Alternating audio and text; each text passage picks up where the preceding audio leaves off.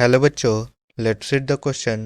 The question says that if the two ends of a PN junction diode are joined by a wire, there will not be a steady current in the circuit.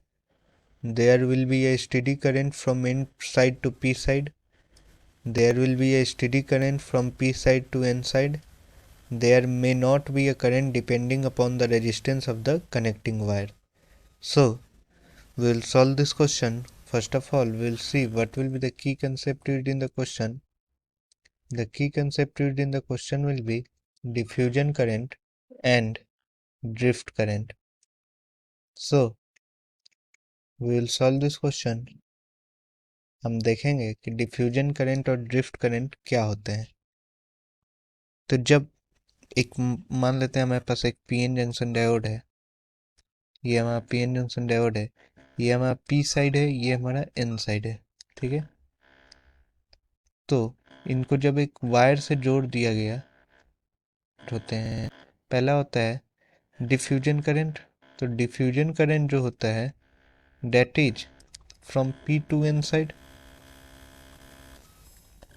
ये P to N side होता है। जो holes या electrons diffuse करे, जो holes diffuse करे वो P to N side होता है।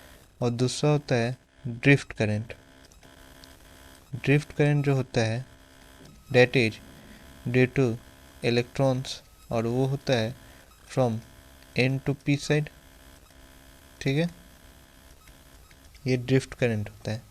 Now in absence of any biasing, अगर कोई बेसिंग नहीं हो, अगर ये अनबैस्ड हो, तो ये दोनों करंट क्या होते हैं, सेम होते हैं।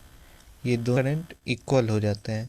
इन एब्सेंस ऑफ एनी बेसिंग ये दोनों करंट इक्वल हो जाते हैं और ये एक दूसरे को कैंसिल कर देते हैं, कैंसिल ईच अदर। अगर ये कोई बेसिंग नहीं कह रहा है तो ये दोनों करंट इक्वल हो जाते हैं और ये एक दूसरे को कैंसिल कर देते हैं।